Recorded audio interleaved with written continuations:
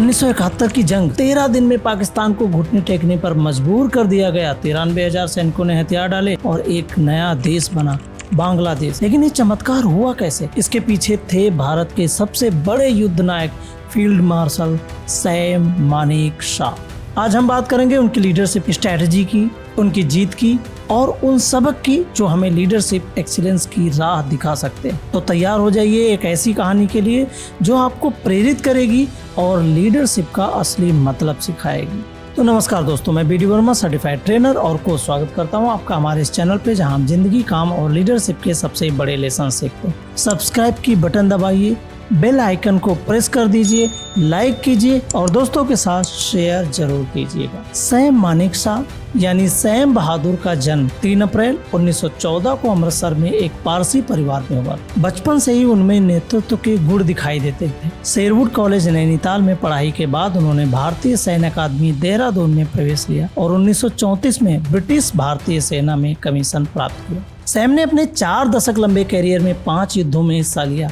द्वितीय विश्व युद्ध, 1947 का कश्मीर युद्ध, 1962 का भारत चीन युद्ध, 1965 और 1971 का भारत पाकिस्तान का युद्ध। लेकिन उनकी सबसे बड़ी उपलब्धि 1971 का युद्ध, जिसमें उन्होंने अपने रणनीतिक नेतृत्व के दम पर पाकिस्तान को 13 दिनों के अंदर घुटने टेकने पर मजबूर कर दिया था। 1971 में हालात बहुत नाजुक थे। पूर्वी पाकिस्तान, जो कि आज का बांग्लादेश है, पाकिस्तानी सेना ने बंगालियों पर जुल्म ढाना शुरू कर दिया। लाखों शरणार्थी भारत में आ गए। उस समय की प्रधानमंत्री इंदिरा गांधी ने सैम मानेकशॉ को बुलाया और कहा हमें तुरंत जंग शुरू करनी, लेकिन सैम ने साफ मना कर दिया। क्यों? क्योंकि सैम एक सच्चे लीडर थे। सैम, कुछ करने का इरादा तो नहीं? आपको क्या लगता है? तुम नहीं कर सकते? कर नहीं सकता या करूंगा नहीं, काबिलियत और नीयत का फर्क है। उन्होंने कहा मैडम, अभी बारिश का मौसम आने वाला है, नदियां उफान पर होंगी, टैंक और हथियार फंस जाएंगे, ऊपर से चीन हमला कर सकता है और हमारी सेना अभी तैयार नहीं। अगर जंग अभी की तो मैं हार की गारंटी देता हूँ, लेकिन आप मुझे समय दीजिए, मैं इसे जीत की गारंटी में बदल दूंगा। इंदिरा गांधी ने उनकी बात मानी और सैम को तैयारी करने का समय दिया। उन्होंने मुक्ति वाहिनी बंगाली गुरिल्ला फाइटर्स को ट्रेनिंग दी। 75,000 लड़ाकों को उन्होंने हथियार दिए और एक मास्टर प्लान बनाया। अब यही बात हुई ना, अगर आप एग्जाम देने जा रहे हो, पहले पढ़ाई करनी पड़ेगी और सैम ने भी वही काम किया। जंग लड़ने से पहले तैयारी करी, वरना बिना पढ़े एग्जाम में फेल होगे और वॉर में भी आप बिना तैयारी हार जाओगे। 3 दिसंबर 1971 को जंग शुरू हुई। पाकिस्तान ने भारत के एयरफील्ड्स पर हमला किया, लेकिन सैम तैयार थे। उनकी स्ट्रैटेजी थी 2 मोर्चों पर लड़ाई, पश्चिमी मोर्चे पर पाकिस्तान को रोकना और पूर्वी मोर्चे पर ढाका पर कब्जा करना। अब आप सोच रहे होंगे ऐसा कैसे पॉसिबल था? तो इसमें सैम ने एक अनोखी रणनीति अपनाई, वर्टिकल एनवेलपमेंट। इसका मतलब था कि दुश्मन को चारों तरफ से घेर लिया जाए। उन्होंने मुक्ति वाहिनी का इस्तेमाल करके पाकिस्तान सेना की सप्लाई लाइन काट दी। भारतीय सेना ने तेजी से हमला किया और सिर्फ 13 दिन में 16 दिसंबर को पाकिस्तानी जनरल नियाजी ने अपने 93,000 सैनिकों के साथ हथियार डाल दिए।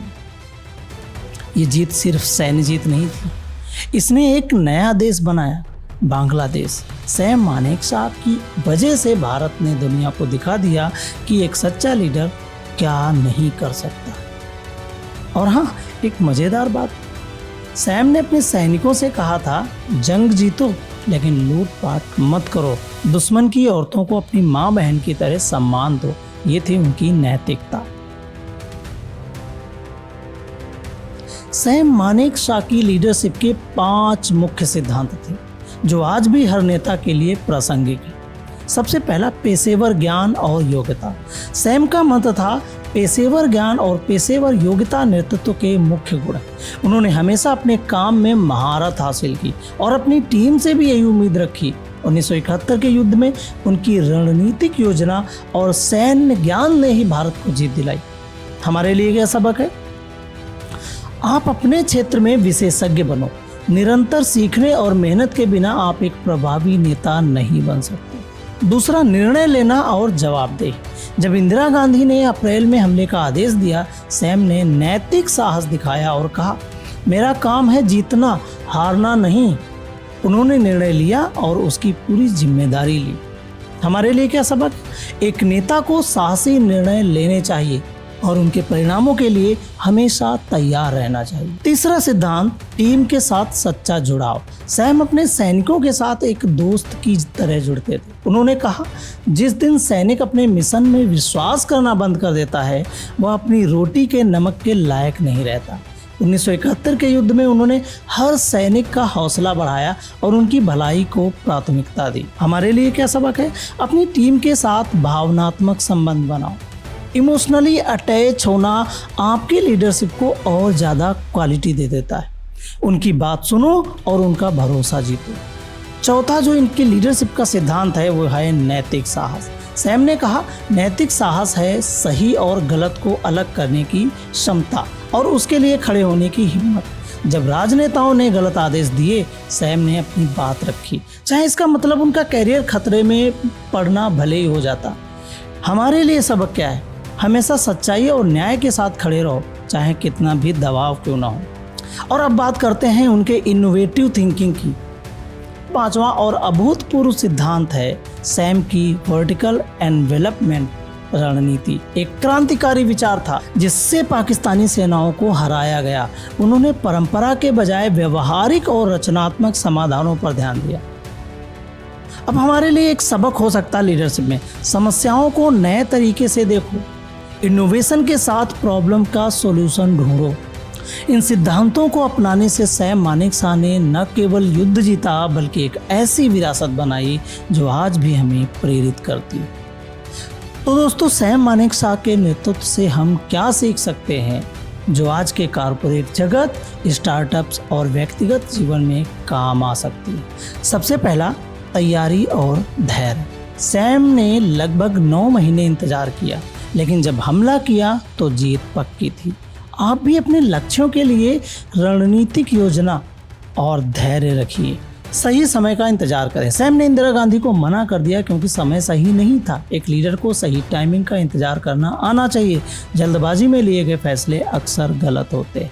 नैतिकता कभी नहीं छोड़नी चाहिए। सैम ने 93,000 पाकिस्तानी सैनिकों को सम्मान के साथ वापस भेजा। Provide all protection and safety. No measures of reprisals would be taken.